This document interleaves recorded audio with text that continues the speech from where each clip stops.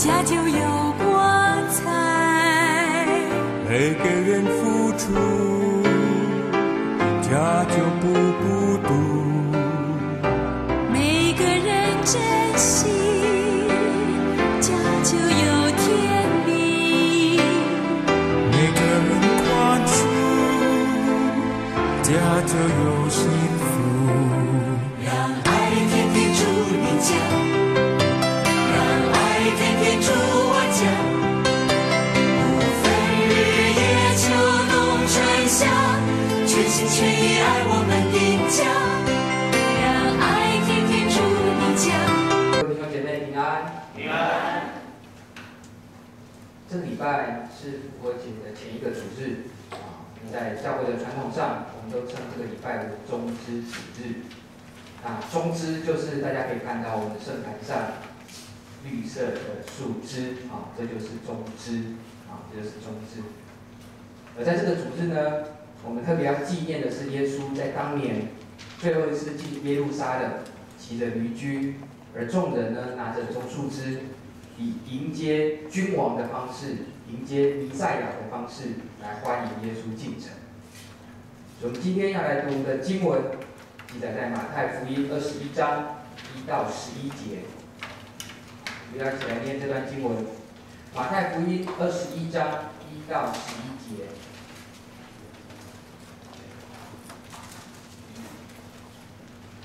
我们待会用轮读的方式弟兄读单数节，姐妹读双数节。马太福音21章1到11节，我们一起来读今天的经文，请。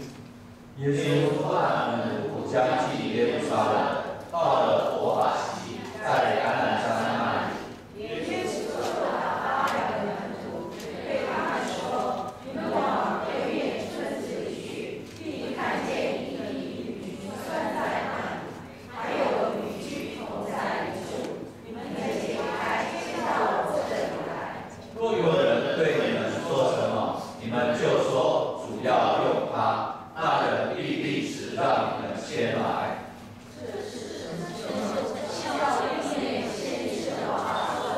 要对西安的居民说：看哪，你的王来到你这里，是温柔的，又骑着驴，就是骑着驴驹子。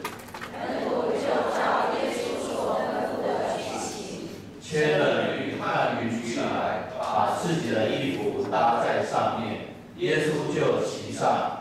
众人多半把衣服铺在路上，还有人砍下树枝来铺在路上。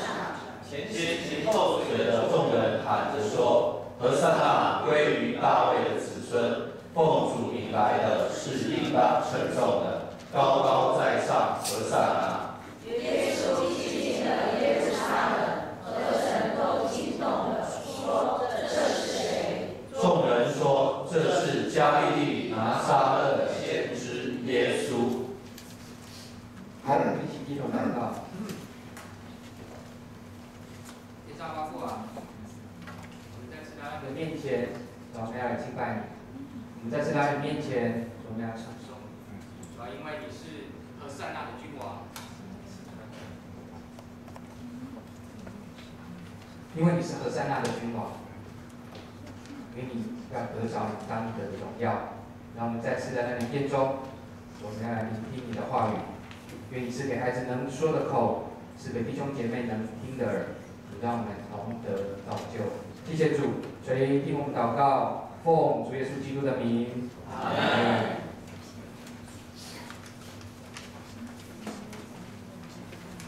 在这段经文当中记载了耶稣最后一次要进耶路撒冷。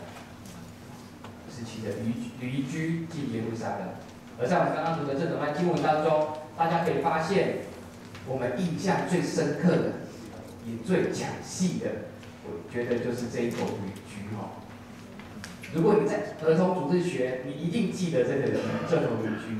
如果你听过圣经的故事，你一定也知道这头驴驹在那个时候非常非常的重要，重要到我们刚刚读的是马太福音，对不对？连马可、路加、约翰4部福音书都记载了这件事。所以我们首先来看这头驴驹。第一个，我要请你各位弟兄姐妹写下来，这头驴驹是默默无名的。本论的第一大点的第一小点，我要请你写下来，它是默默无名的。但是因为他的默默无名，因着主要用他，却变成了众所皆知。如果你可以在默默无名上面把它画个箭头，然后写众所皆知。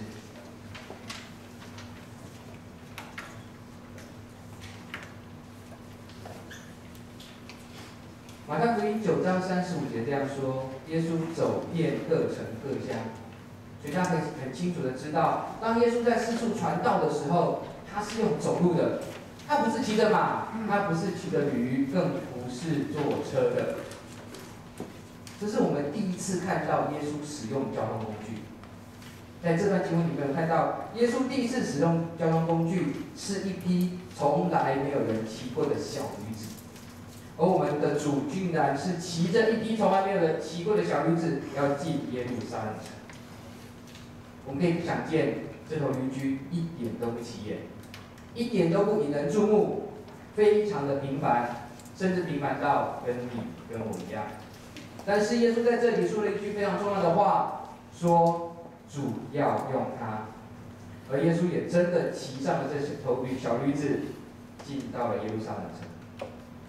也因为这样，从此之后，所有儿童主日学的小孩子，所有听过圣经故事的弟兄姐妹们，通通都知道，因为主要用它，所以小驴子有名了。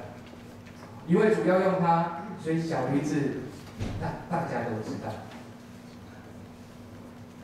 可是大家还记得这头驴子是没有人骑过的吗？大家还会记得这头驴子是从来没有出现过的吗？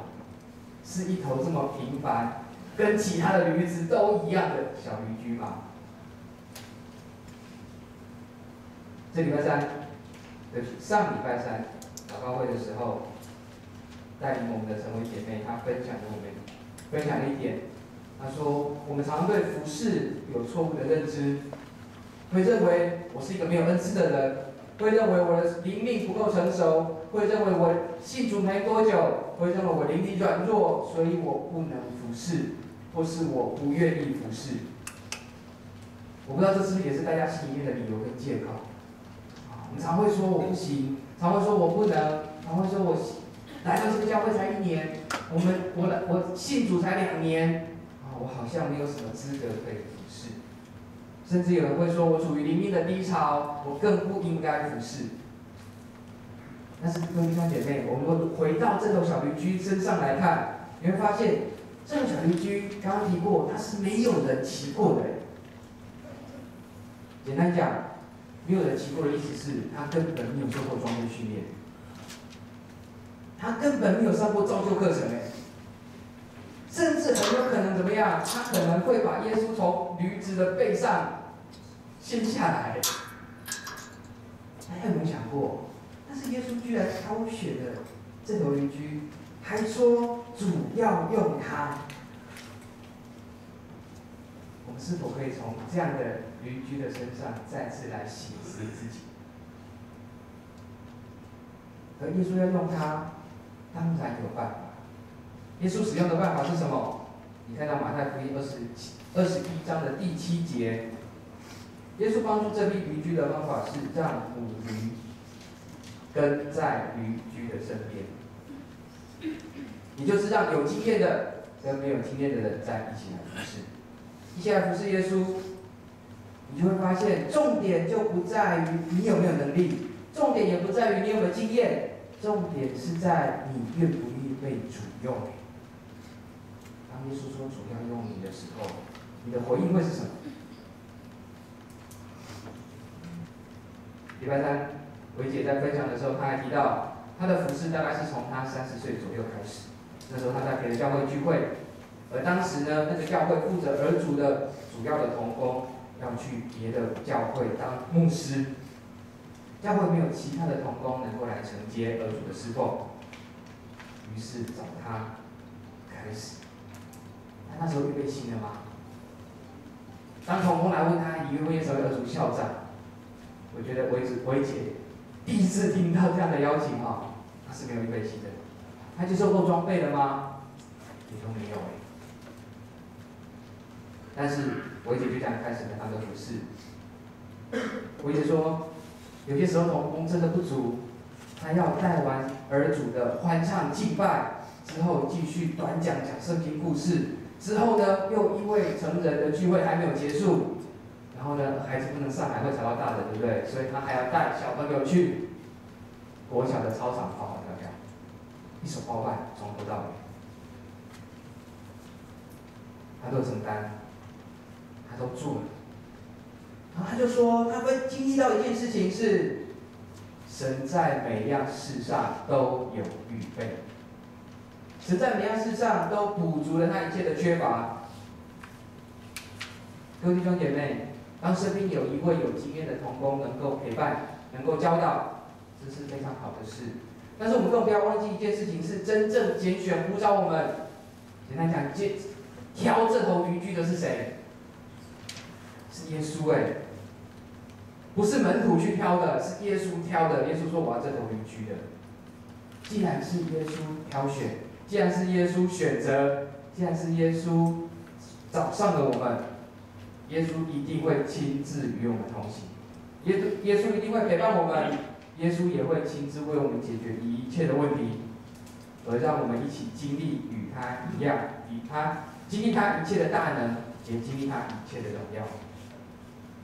所以，当耶稣首度以君王的身份要进到耶路撒冷城，要完成圣经当中对弥赛亚所有预言的时候，各位弟兄姐妹，有一头小小的、不起眼的、很平凡的、默默无名的小驴驹，在这重要的关键时刻，占了一个非常重要的位置，只因为主要用它。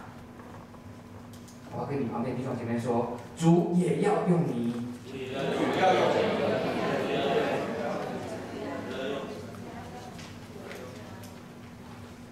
在这头驴驹上面，我们可以看见第二点，也请你把它写下来，叫做背负重担。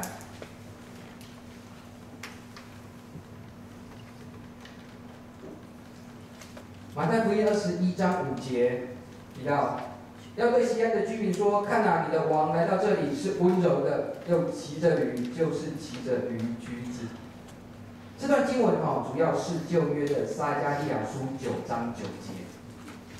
来，我们同工请帮我们放一下啊，撒迦利亚书9章9节。所以呢，刚刚我们读的马太福音21章第5节，其实是门徒们后来在记载的时候呢，发现它是从撒迦利亚书9章9节而来。而在这段经文当中，有一个形容这头驴驹子的形容词，在和合本里面并没有被翻译出来。后来发现非常可惜这个形容词就是负重的，所以这句话应该这样读这句话应该这样读。最后面谦谦和和的骑着驴，就是骑着负重的驴的驹子。它的负重并没有被翻译出来，而这个负重的意思并不是因为它这头驴驹要背耶稣要驮着耶稣，而耶稣很重不是。这个耶稣这个负重的意思是指出这驴子的一生本来就是要驮重物的，本来就是要负着重物的，要背货物，要背农作物，要背商品甚至要驮着人。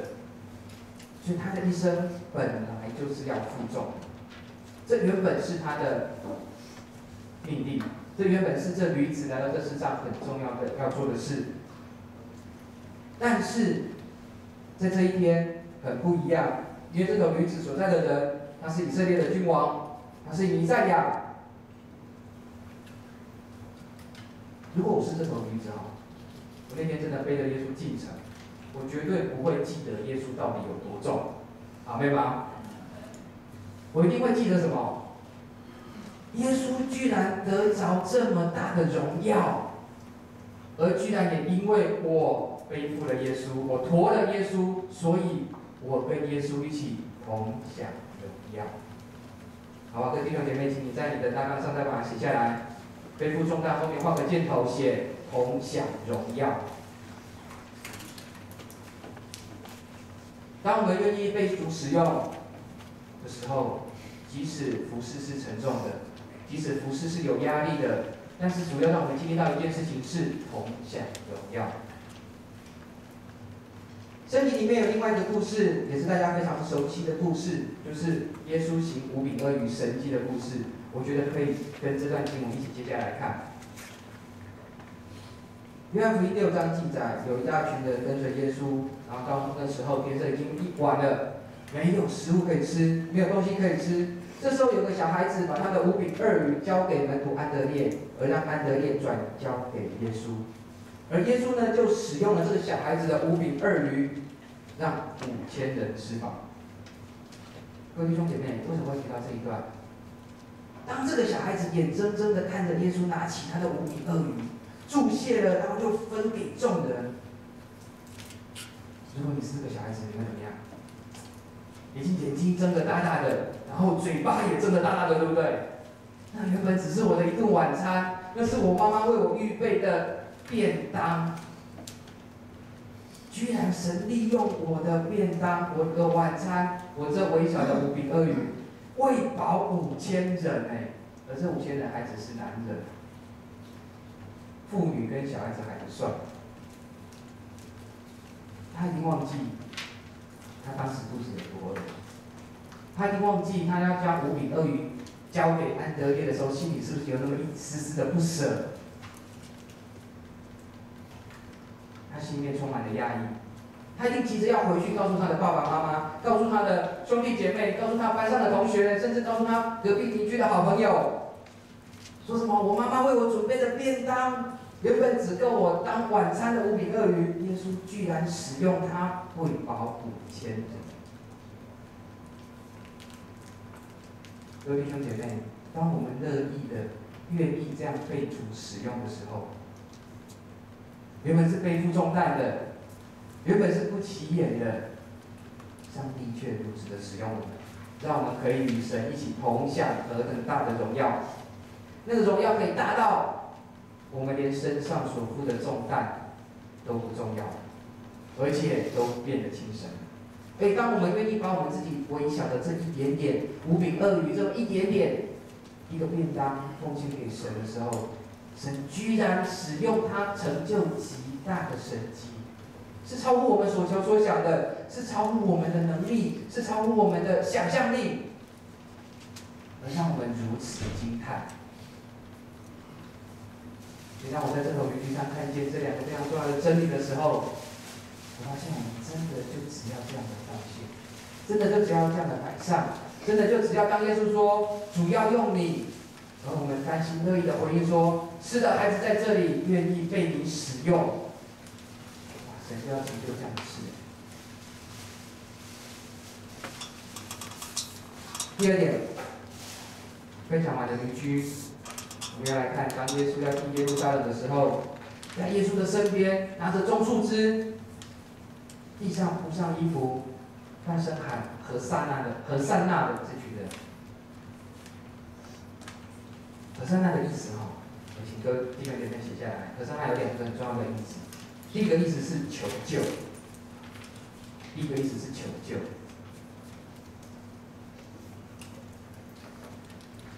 可是大家有没有想过，当耶稣用君王的规格被迎接进耶路撒冷城，然后呢，这一大群人呢，拿着棕树枝，地上铺着他的衣服，所以里面喊的居然是救命啊，救命啊！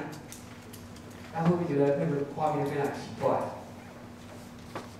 我们要回来再次看这段经文刚刚提到马太福音21章5节这段经文提到，刚刚提到它有一部分是从撒迦利亚书9章9节而来，对不对？另外一段经文则是从以赛亚书62章11节来。同工请帮我放一下，以赛亚书62章11节。经文是这样说：看啊，耶和华曾宣告到地极，对西安的居民说：你的拯救者来到。因此，耶稣要进耶路撒冷城是什么样的身份？是以君王的身份，更是以拯救者的身份要进到耶路撒冷。既然他是以色列的拯救者，也是全人类的拯救者，我们对他喊救命啊，救命啊！这样看来似乎就没什么不妥了，对不对？这是何塞纳的第一个意思。何塞纳第二个意思是什么？何塞纳第二个意思就是颂赞，也是我们目前比较清楚知道的，就颂赞的意思，赞美的意思。何塞纳的赞美神，赞美的内容是：你有大能力，唯有你配得。这是何塞纳的第二个意思。颂赞神是大有能力的，也颂赞神唯有神配的。而当以色列人期盼弥赛亚来到，耶稣也首次公开这是耶稣第一次公开以弥赛亚的身份、君王的样式，骑着驴驹进耶路撒冷城。马太福音很简单告诉我们，这些人只是众人，而约翰福音呢记载的比较详细。约翰福音12章12节告诉我们，这些人呢是从四处到耶路撒冷过逾越节的以色列人，不是耶路撒冷城的人是从四处四地回到耶路撒冷城要过逾越节的人。他们拿着棕树枝，地上铺上衣服，以迎接君王的礼仪，欢呼颂赞耶稣进城，赞美耶稣是大有能力的神，也赞美耶稣唯有耶稣配得尊荣，配得荣耀。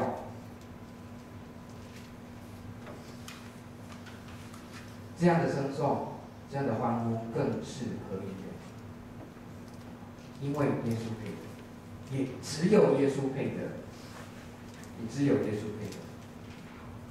如果我们以现在的角度来看我们大家都已经知道，我们大家都已经认识耶稣是万王之王，是万主之主，是来统管万有的。因此，我们觉得众人这样的欢呼，并没有什么不妥。但是，如果我们回到当时的时代，当众人这样欢呼的时候，大家还记得当时的政府是罗马政府吗？当时的皇帝是该撒，而当时犹大全地分封的王是希律，而巡抚是比拉多。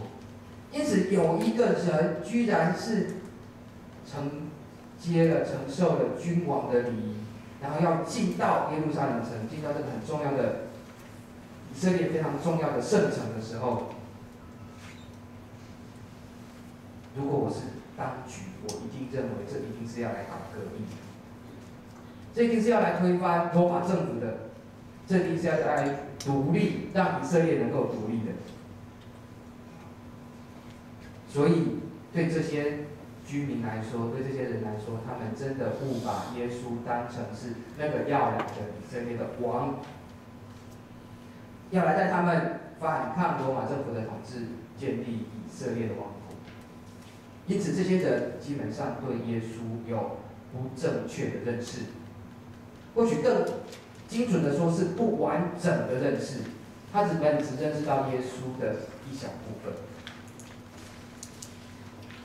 但是这并不是耶稣来到这世上走这一遭最重要的用意，最重要的目的。耶稣来到这世上是为了要为你我上十字架，是为了为你跟我流出宝血，是为了要洗净我们一切罪的。更重要的是要恢复我们与父神之间的关系，也要恢复我们与人之间的关系，更要赐给我们一个全新的生命。这才是耶稣来到这世界上非常重要的目的。而不是成为君王而已。礼拜五晚上，有2个学生找我来一起去吃宵夜，我们在餐厅里面聊天。一个是4月20号要在我们教会受洗的林继平，一位是我另外的学生，他后来在积极教会受洗。我们在那边聊到林继平要受洗这件事。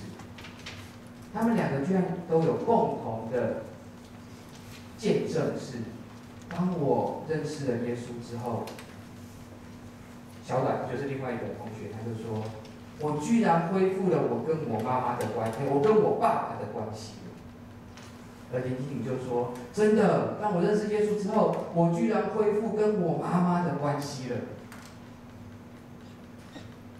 各位弟兄姐妹，这是耶稣来到这世上要做非常重要的事，要恢复我们人与人之间的关系，恢复我们与父神之间的关系，然后要把那个新的生命摆在我们里面。而或许我们不像这些以色列人一样，把耶稣误认为他是世界上的君王。但是我们是不是也像这些以色列人，在耶稣的某个部分，在对耶稣的认识也是不完全的，甚至是错误的认识？几天前我们在看一篇报道的时候，他报道的立法院长王金平，在报道上说，王金平院长在政治圈有一个大家公认的绰号，大家能不能知道？他在政治圈有一个公认的绰号，叫做“有义公”。什么意思？就是有求必应。很有趣哦！我在看到那篇报道的时候，这3个字就一直在我脑袋里面转。然后呢，圣灵居然开始透过这3个字让我反省我的祷告生活。我去归纳、统计、计算了一下我一天的祷告生活当中，我花了多少时间在做祈求跟代求的祷告。各位学姐，你知道吗？我统计了一下，大概是5%。我全部的祷告生活当中，在做祈求跟代求的祷告，居然有8%。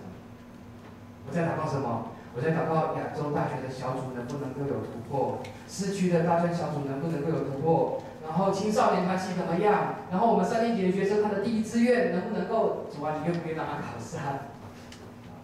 我在做这些祷告，我说他在做代求的祷告，在做祈求的祷告，我的服事能不能更突破？跟人的关系能不能更好啊？都是祈求的祷告，都是代求的祷告。这不就是把上帝当成一位有求必应的神吗？可是我们神只是这样一位神吗？他当然垂听我们的祷告，他当然会按照他的计划，按照他的心意成就我们的祷告。但是他只是一位这样的神吗？不是哦，不是。圣灵很深的提醒我一件事情是，我们的神是一位非常想要跟我们培养感情、建立关系的上帝。在祷告当中，他最喜欢跟我们谈情说爱，你知道吗？而不是只是主啊，求你帮助我，我这个工作你要帮我解决，我这个什么你要怎么样？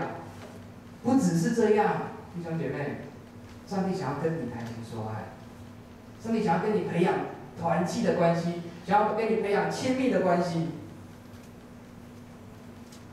除了这个，我们还很容易对神有错误的认识，是什么？我曾经去上一个宣教的课程，这课程叫做 Kairos， 里面有个讲员这样说。他说：“有人把耶稣当成医药箱，什么意思？生病了、受伤了才会来找他；而有人呢，把耶稣当成冰箱，渴了、饿了才会来找他。然后呢，又有人把耶稣当成吸尘器，怎么说？心里脏的、犯罪才会来找他。当然，耶稣非常乐意要来喂饱我们，非常乐意要来洁净我们，非常乐意要来医治我们、安慰我们。但是，耶稣想要的不仅仅是这样，各位弟兄姐妹，耶稣更想要的是跟你跟我有亲密的团契，有爱的连结，有生命的关系。所以昨天我在跟一个弟兄陪读的时候，他问我一个问题，他说：“志强哥，耶稣进耶路撒冷城之后有没有行神迹？”我说好问题，你等我2分钟，我就赶回去翻。我从马太福音翻到路加福音，我发现耶稣进耶路撒冷城，一直到耶稣上十字架中间，耶稣没有再行过任何一个神迹。但是耶稣在这段时间里面做了，我认为2件非常重要的事情。第一件事情是什么？第一件事情是他对门徒有非常多的教导，而教导有一个重点在于，你们要透过我建立与父神之间的关系，这是耶稣在那段时间非常重要的教导。而耶稣呢，也做了2件非常重要的事情。第一件事情是，耶稣为门徒洗脚。第二件事情是耶稣设立圣餐，这是耶稣进耶路撒冷城之后做的一件事。各位弟兄姐妹，耶稣为什么要做这件事？就是要再次让我们知道，他是一位多么想要跟你跟我有关系的神。神迹不重要，我跟你的关系才重要。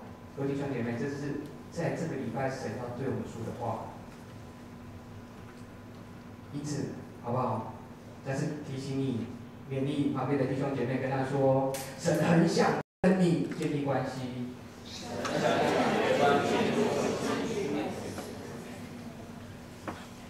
最后，我们来看本论的第3点，我们还是要来回到耶稣进耶路撒冷这件事情当中，特别是我们要把焦点摆放在耶稣的身上。耶稣非常清楚，他这趟去耶路撒冷是要去受苦的，是要去受难的，甚至要去受死的。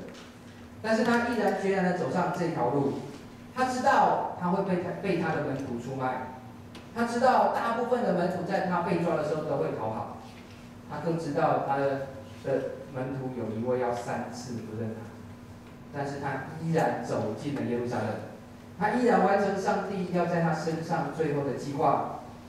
因此，他是以一位君王的身份，以一位先知的身份，以及以一位祭司的身份，在这个时刻得着他当得的荣耀。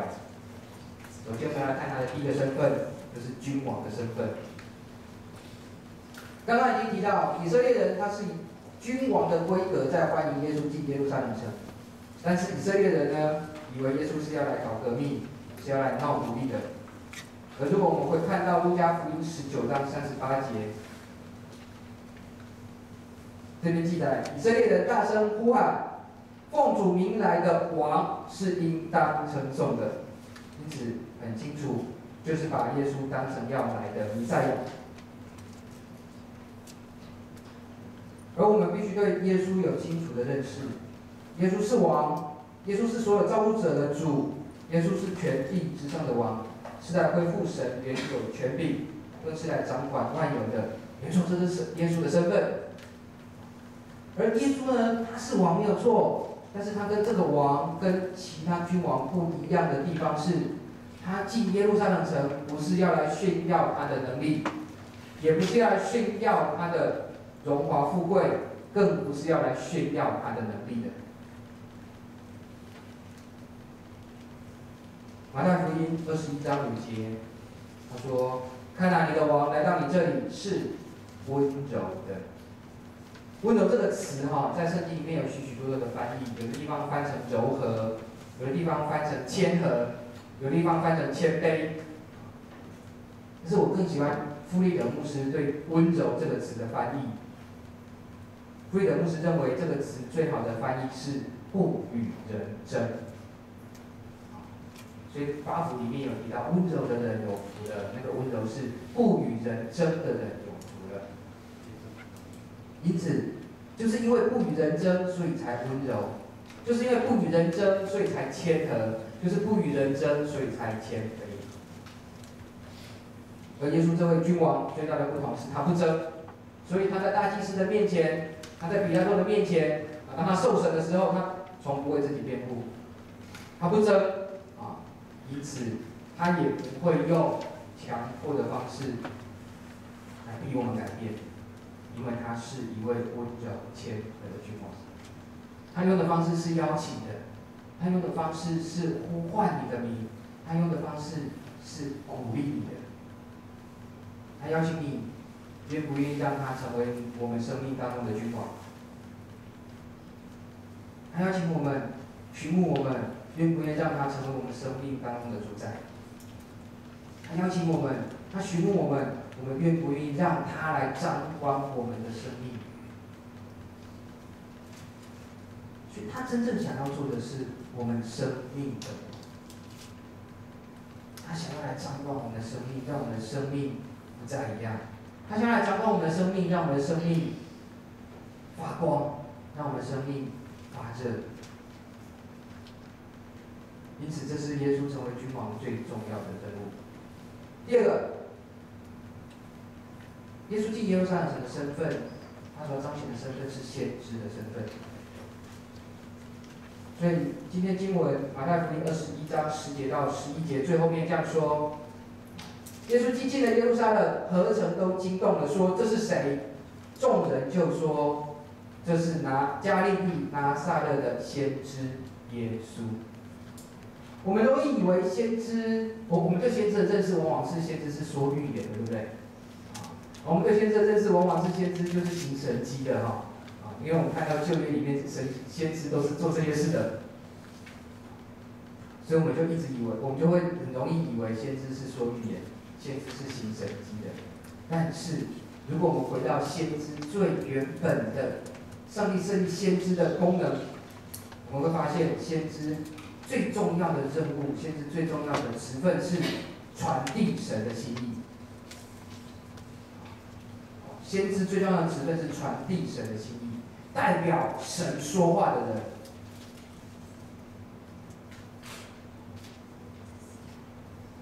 因此耶稣会在约翰福音12章49节到50节这样说：“因为我没有凭着自己讲，唯有差我来的父已经给我命令，叫我说什么讲什么。”所以耶稣是照着父神要他说的说，父神要他做的做。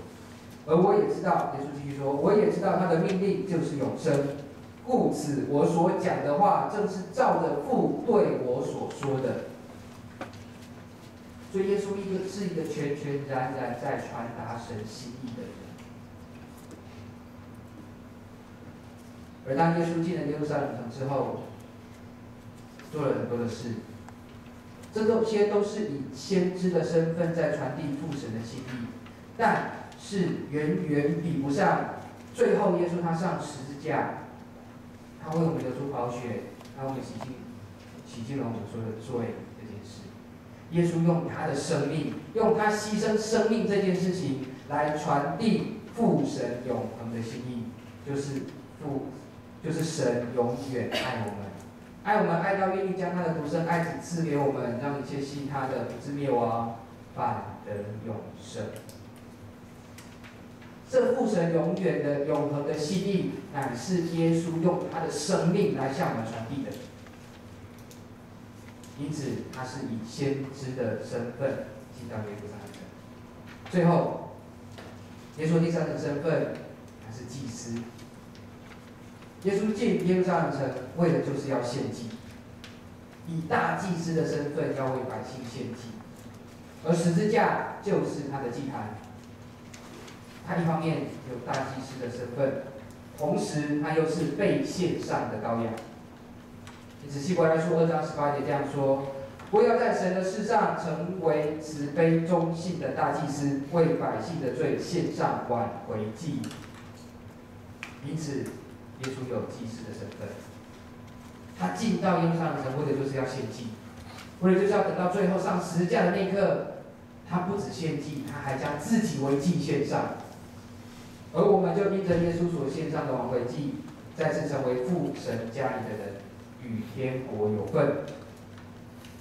各位弟兄姐妹，这些恩典都是因着耶稣基督而成就的。当今天我们在纪念冬至主日，同时今天开始也正式代表我们进入到了耶稣的受难周。各位弟兄姐妹，在这个礼拜，教会有许许多多的预备，要带领大家，要帮助大家一起来默想，一起来经历耶稣所为我们受的苦难。在从明天开始，礼拜1到礼拜5中午1点，12点到1点，晚上6点到7点，在这里在会堂，我们有受难周的进祷默想。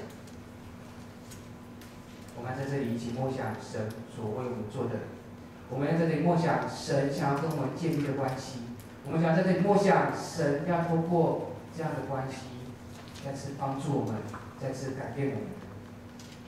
而在礼拜5的晚上7点半，各位弟兄姐妹，教会也举办了受难圣餐的礼拜。因为在那天晚上，神就设立了圣餐。好，让我们再次透过这样的聚会，我们要再次来经历神。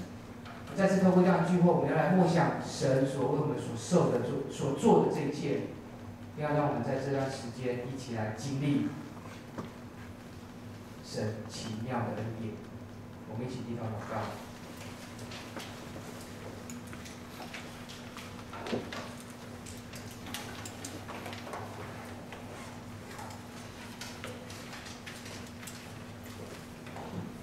天上王爸，谢谢你将耶稣赐给我们。他原本是尊荣的，原本是尊贵的，却将他赐给我们，成为人的样式，住在我们当中，有何等的恩典怜悯！我们向你献上感恩，主再次帮助我们。将荣耀归给坐在宝座上的这位，也是帮助我们颂赞他，也是帮助我们赞美他，也是帮助我们将和散那归给他。因为唯有他是配的，因为他是大有能力的神。谢谢主，所以听我们祷告，奉主耶稣基督的名，阿门。